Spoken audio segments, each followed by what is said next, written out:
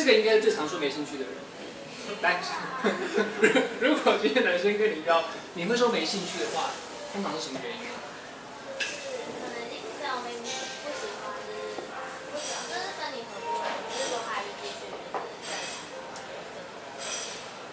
你会很快当下就是就算不熟，也会很快就知道说这个男生有没有兴趣吗？还是你？哦，这感觉就是感觉这样。哎，郑大师，到底感觉要怎么解释呢？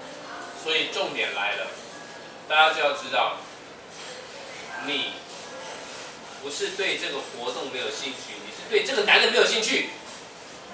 你如果对这个男人有兴趣，什么活动都 OK， 走路也 OK， 吃饭也 OK。我们参加泰鲁阁见你10天，好啊好啊，好玩了。对啊，上个厕所也 OK， 我们去上厕所 OK， 去化妆室你都觉得 OK， 对不对？对吧？所以男生你就知道了。如果你约这个女生，这女生都不愿意跟你出去，就表示对你没兴趣嘛。你用这么好的活动约，她都对你她都不愿意出来，对你没兴趣，这个是什么坏人？怎么办？坏人，哦，真的坏人。你就去想办法找一个对你有兴趣的异性，然后跟你出去，这个 OK 了。再不然有时候其实是这样的，就是说我们不是每个人都这么的像高老师这样子哈。虽然这个头发也今年稀少了，但是还是一个帅哥，还是一个帅哥。年纪大了，对，还是一个帅哥。但不是每个人都是像这样子。所以一个人的优势，很多时候在一开始认识对方的时候没有办法展现出来。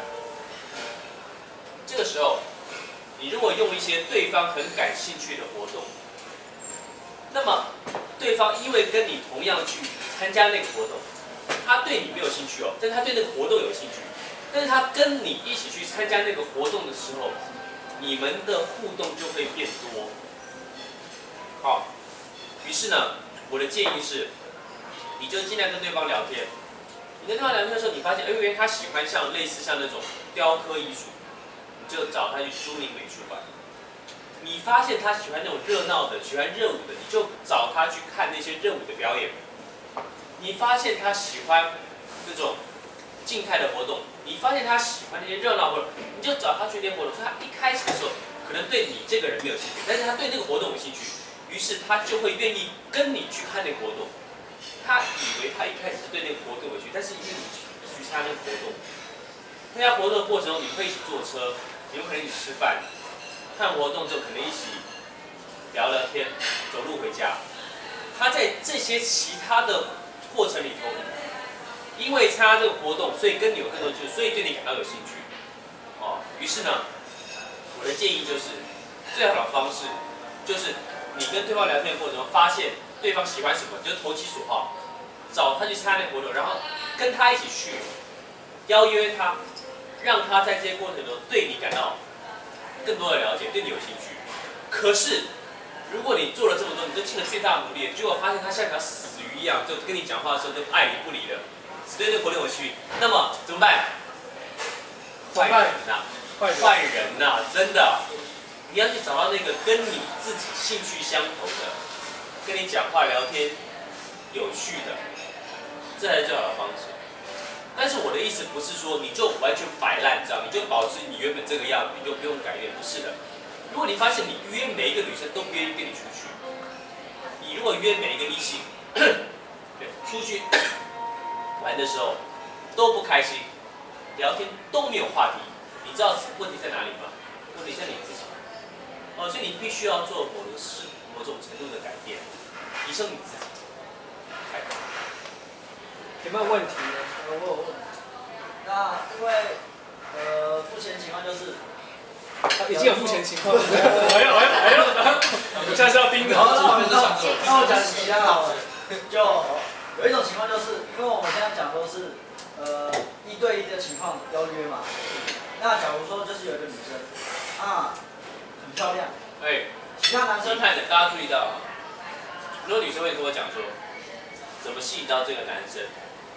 她想要认识一个男生怎么办？我跟你说，最简单的方式就是把自己变漂亮。男生就这么贱，你看他刚刚讲什么个性好都没有提到漂亮，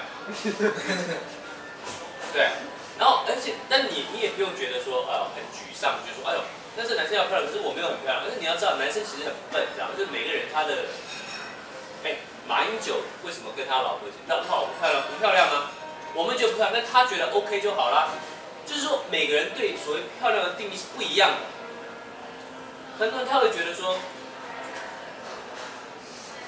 当然长这样是每个人都会觉得漂亮啦。那我的意思是说，很多人他对漂亮的定义是不一样的，你知道吗？你觉得很漂亮，他却不见得觉得漂亮，对吧？于是说呢，你就要在你自己的限度里头，把你女生把你自己分到最漂亮。漂亮包含很多种定义哦。你除了外形是迎合所谓大众觉得很漂亮，就化妆啦弄个假睫毛啦好，弄个假睫毛，然后呢，涂得很白啦弄个发型来干嘛这些或者会打扮干嘛？这些都是所谓一般世俗所谓的漂亮。还有在你自己领域里头，你表现得很好，有能力，这也是一种漂亮，对不对？所以这样子的漂亮都会吸引到男生，都会吸引到。好，来继续来。就是也会有很多男生想要认识他。当然。那本身那个女生假如说很外向，那她也很主动跟男生聊天。但是假如说你原本是不认识她，那你突然想要认识她，但是旁边又有很多男生，没办法找到单独的情况下邀约她，那怎么办？好。当你没有办法单独邀约的时候，我常常觉得，你就用公众的邀约也是 OK 的。很多女生你如果一开始就可以建立吸引，一开始你有自己的舞台，你认识她，你单独邀约她都是非常 OK 的。所以当你没有这些东西的时候，你可以运用团体邀约，就是你想认识这个女生，她可能常常被很多朋友包围，你就认识他们一群人，然后你自己也有一群朋友，你就跟他说，我们一起去什么地方，然后我会找谁谁，你也可以找谁谁谁，就一起去。然后在一起去的这个过程里头，这些朋友都是你朋友嘛，这些朋友都知道你喜欢他嘛，他们会帮忙你制造你自己的舞台。比如说，你可能在看到这个画的时候，你们一起去看画展，去看高跟范图的画展，你就可以介绍说，这我之前读过，比如说高跟是怎么样怎么样的，你就可以介绍。就你在这个团体约会的过程里头，你可以展现你自己的优势，你的朋友也会帮你，对吧？但是你如果就是一个很鸟的一个咖，你就根本没有学习过，你没有办法展现，所以你就会发现，你找了这个团体的，就这个家伙，你明明是你先约这些女生，结果他表现的最好，最谈笑风生，然后吸引到所有女生，那谁的问题？你的问题对吧？你就是，所以说我一直在我的这种，不管是我的书里也有很多讲到，自我提升真的非常重要。有时候不是说你有勇气，你敢去跨出第一步，你就成功，不是的。你这个值，你本人这个值不够好的话，你只会不断的撞墙，不断的失败，或者你即使邀约了对方，结果他被你的朋友吸引到。所以我的想法是，你可以约团体一起出来。有时候在团体里头，你反而可以展现你的优势。像比如说，我跟我的朋友一起的时候，他会看到我很照顾我的朋友，他会看到我跟我在朋友之中，我是一个意见领袖。他会看到我看到一些什么事情的时候，我有自己的意见发表，可以在这个团体掌握全局。他会看到那种领袖的特质。那么其实你们就是女孩子特别喜欢的是男生的这种领袖特质，基本上就是几个啦领袖特质，幽默风趣啦，对不对？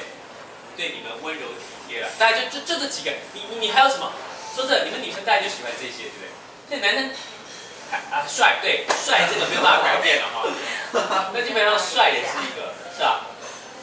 所以你如果可以展现这些特质的话，你就制胜的关键。有用吗？实用吗？知道，基本上你算长得不错的，你知道吗？你算不错的。慧伟觉得怎么样？你干嘛一副那啊？你就回答是就好了，这么难吗？我听反而觉得很受伤。哦，表达方式。所以你们两个认识的，算学姐学弟了。学姐学弟了。因为有些男生也会想认识学姐什么，也有这种。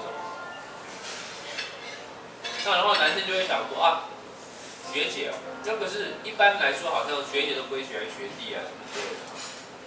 这我就要跟大家说了，就是这是会有很多的框架，传统的观念。有人就说哦，女生好像比较成熟，所以就不会喜欢年纪比她小。但是你明明看到很多男生、女生艺人，那么也什么姐弟恋干嘛？那怎么回事呢？所以根本重点不是什么姐弟恋不好，什么，不是，而是你这个人够不够优啊？说真的，你现在几岁？说